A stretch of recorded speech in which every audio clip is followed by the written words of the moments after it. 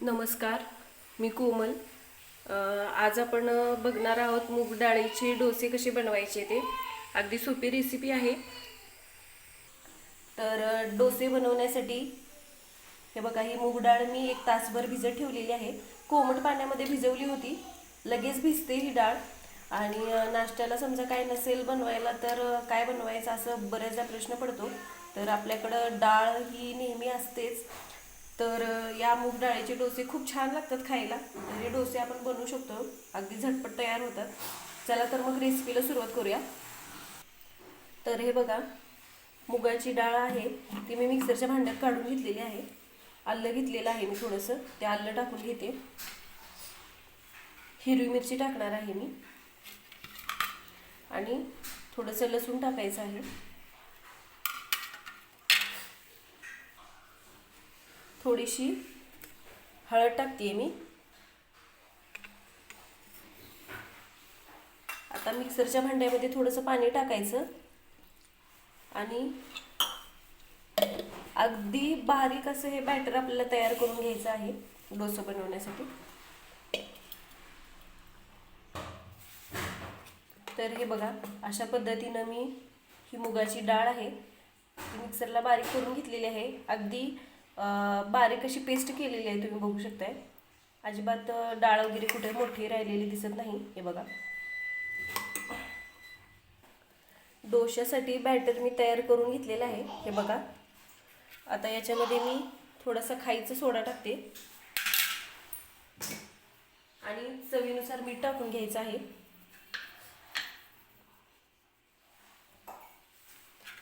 हे व्यवस्थित मिक्स करून घ्यायचं. व्यवस्थित असं मिक्स करून घेते मी. हे बघा,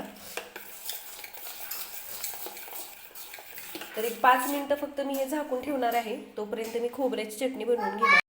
चटणी बनवण्यासाठी मी इथं ओलं खोबरं घेतले, हिरवी मिरची घेतलेली आहे 2-3, कोथिंबीर टाकलेली आहे आणि थोडंसं जिरं घेतलेलं आहे. तर मी हे मिक्सरला बारीक करून घेते. चटणी बनवण्यासाठी खोबरं मी बारीक करून घेतलं आणि या छोट्या टोपामध्ये काढून घेतलेलं आहे. तर मी आता तडका तयार करते चटणी बनवण्यासाठी. तडका पॅन गरम करायला ठेवलेला आहे. थोडंसं तेल टाकून घेते. तेल गरम करून घ्यायचं व्यवस्थित.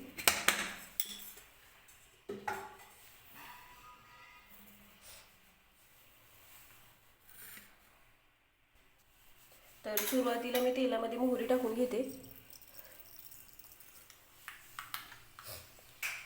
मोहरी तडतडू द्यायची व्यवस्थित.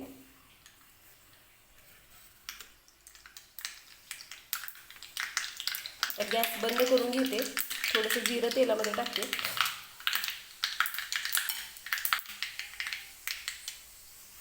कढीपत्त्याची पानं आणि हा तयार केलेला तडका आता मी हे आपण चटणी बनवण्यासाठी खोबरं बारीक केलं त्याच्यामध्ये टाकून घेते. अगदी सोप्या पद्धतीनं आज आपण चटणी आणि मूग डाळीचे डोसे बनवतोय.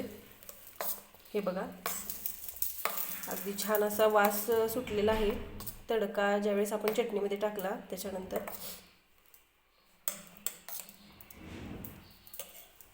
तर चवीनुसार मीठ टाकून घ्यायचं.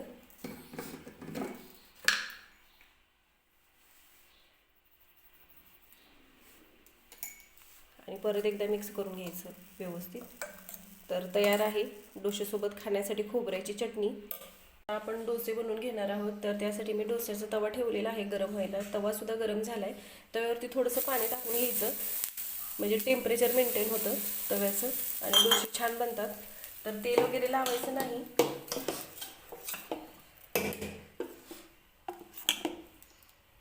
तर मी डोसा बनवून घेते.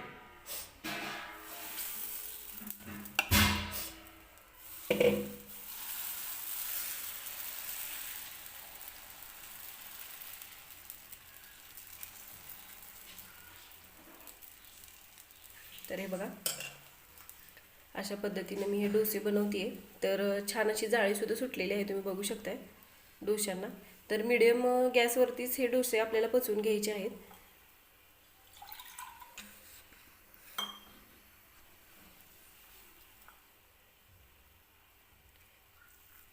तर आता काय करायचं आहे, मी थोडासा कांदा बारीक चिरून घेतलेला आहे, तो याच्यावरती टाकणार आहे.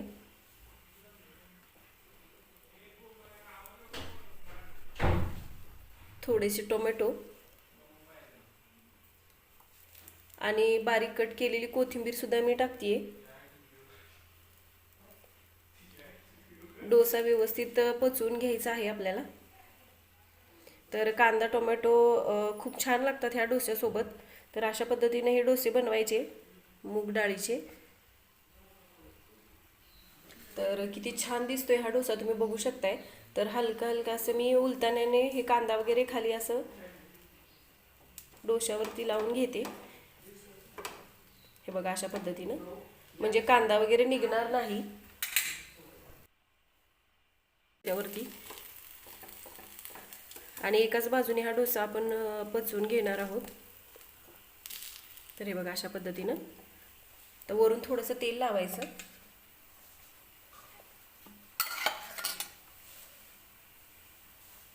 सगळीकडे उलटाण्याने तेल लावून घेते मी असं. आणि परत एकदा हे कांदा टोमॅटो खाली थोडंसं उलटाण्याने हे करून घ्यायचं, दाबून घ्यायचं, म्हणजे कांदा वगैरे निघत नाही. तर अलगद असं हे बघा हा डोसा पलटला जातोय. हे बघा. तर हे बघा तयार आहेत मूग डाळीचे डोसे. तर अगदी टेस्टी बनतात हे डोसे. तुम्ही सुद्धा अशा पद्धतीने हे डोसे एकदा नक्की बनवून बघा. आणि व्हिडिओ आवडला तर व्हिडिओला लाईक करा.